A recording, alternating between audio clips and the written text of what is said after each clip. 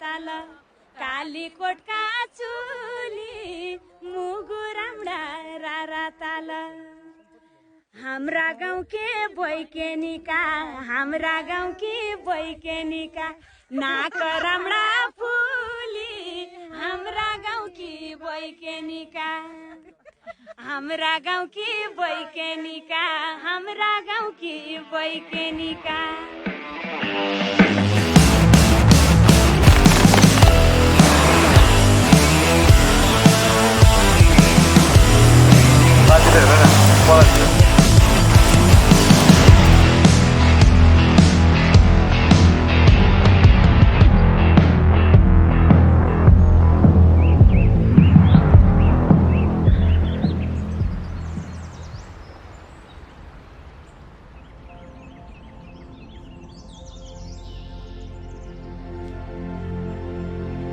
सपनीमा देखेको स्वर्ग र विपनीमा भेटेको स्वर्ग सायद फरक होला।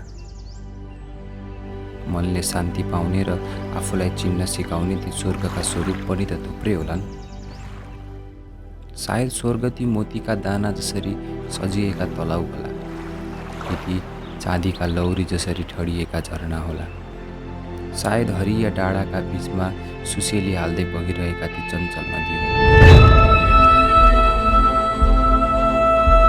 सायद यो ठुलो पहाडमा लुकेको एउटा सानो संसार नै होला।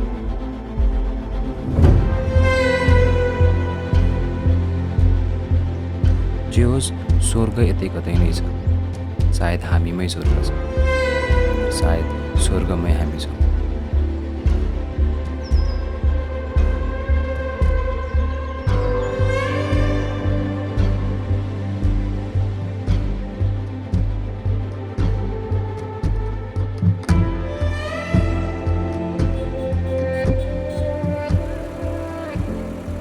यस्तै कुनै स्वर्गको परिभाषा खोज्दै हामी कर्णाली घुम्दैछौँ। कालीकोटमा रहेको दक्षिण एसियाकै अग्लो झरना पचाल झरना जाँदैछौँ।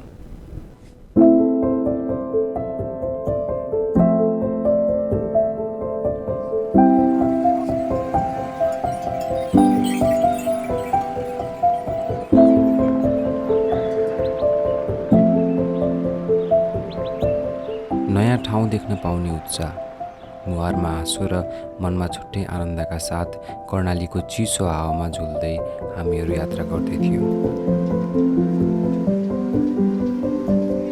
बाटोमा देखिने हरेक दृश्य हाम्रो लागि नौलो थियो, तर त्यो नौलोपनमा आफ्नोपनको पनि महसुस हुने गर्थ्यो।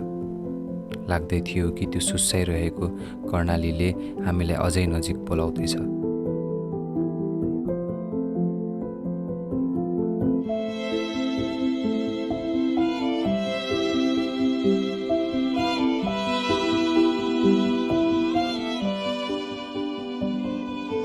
अँध्यारो रातमा अप्ठ्यारो बाटो हिँड्दै थियो, तर डर भने अलिकति पनि थिएन। सायद कर्णालीको आफ्नोपनले हामीलाई समेटिसकेको थियो।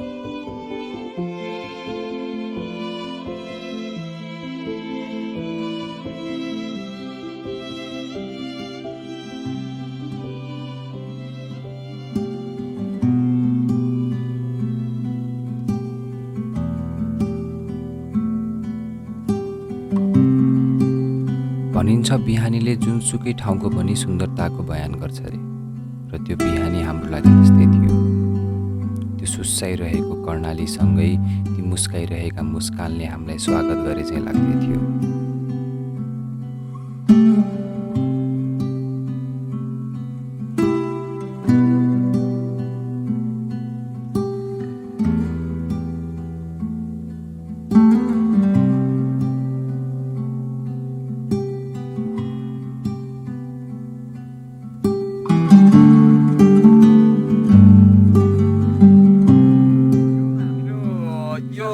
डालेचुक हो होइन, यो सिस्नो पाउडर हो।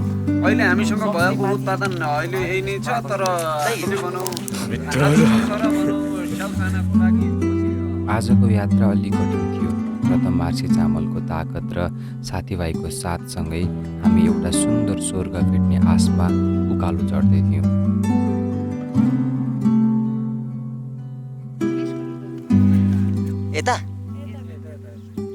यता पनि स्कुल छ काम गरिराख्यो त ए यहाँदेखि बोकेर लग्नुहुन्छ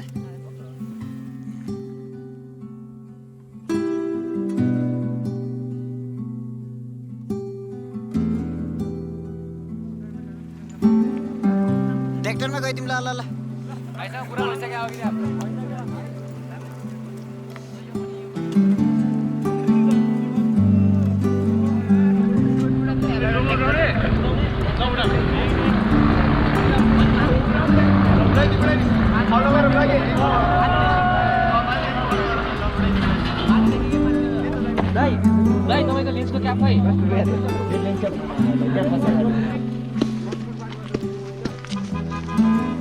उकालो चढ्दा थुप्रै स्वागत पनि पायौँ।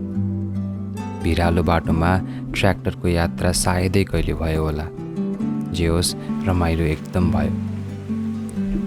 हामी मध्ये केहीका लागि यो ट्रेक पहिलो थियो। ठाडो उकालो भएर होला हिँड्न अलि गाह्रो थियो। तर फर्केर हेर्दा ती सारा थकान हराउँथे र माथि हेर्दा लाग्थ्यो कि केही त छ जो हामीलाई बोलाउँदैछ।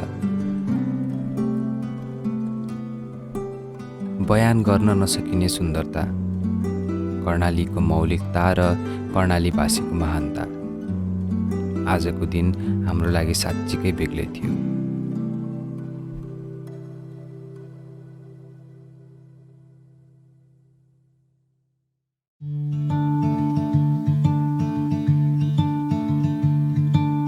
I didn't know what my heart was in for till you stepped into the room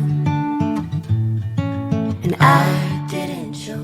खुट्टाहरू आतिदै थिए, मन मातिदै थियो। सायद हामीले खोजेको स्वर्ग भेट्यौँ जस्तो लाग्दै थियो। सायद हामीले भेटेको स्वर्गमा हरायौँ जस्तो लाग्दै थियो। So I put every single dream in you,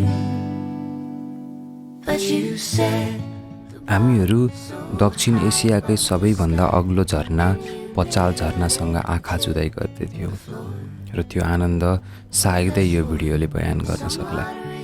381 metre उचाइ भएको र जसको नामबाट नै यहाँको गाउँपालिकाको नामकरण गरिएको छ।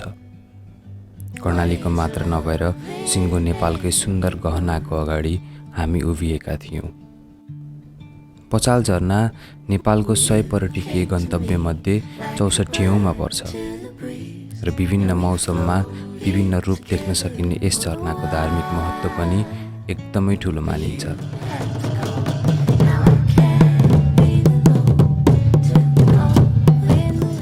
भनिन्छ रारा यदि हिराको दाना हो भने पचाल झरना चाँदीको लौरी हो।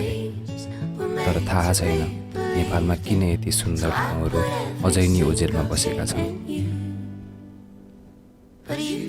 यो ठाउँको सुन्दरता र मौलिकतामा सिङ्गो कर्णाली देख्न पाउनुहुनेछ र यहाँको डाँडा पाखा गाउँघरमा आफ्नोपनको मिठास पाउनुहुनेछ। कर्णाली सम्पन्न छ, प्रकृतिको सुन्दरताले भरिपूर्ण छ। यहाँको नदी नाला पाखा पखेरामा सिङ्गो नेपाल लुकेको छ र यहाँको रीतिरिवाज र वेशभूषामा सिङ्गो नेपालीको अस्तित्व लुकेको छ। हामी मात्रै होइन ल यसरी लडेमा भन्ने छ नि त एउटा। हाम्रो लागि यो एउटा यात्रा मात्र थिएन, हाम्रो लागि यो एउटा खुसी थियो। एउटा कर्णालीवासीले कर्णाली देख्दाको खुसी, एउटा कर्णालीवासीले कर्णाली भेट्दाको खुसी, कर्णालीको पानीले तिर्खा मेट्दाको खुसी, कर्णालीको मार्सीले पेट भर्दाको खुसी, कर्णालीका ती साना नानीहरूसँग खेल्दाको खुसी, कर्णालीको त्यो सुन्दर काखमा बस्दाको खुसी। सायद खुसी त हामी पहिले पनि थियौँ होला, तर यो अलि बेग्लै थियो। मुहारको मात्र नभएर यो हामी सबैको आत्माको खुसी थियो। आफ्नै ठाउँमा स्वर्ग भेट्नुको अनुभूति थियो।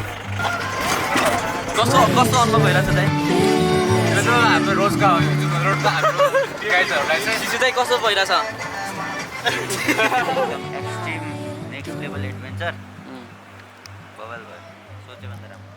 What is loving anymore? जिते मैले जिन्दगीमा कस्तो भइरहेछ औडा यार हेर यहाँ बाटो हेर न बाटो हेर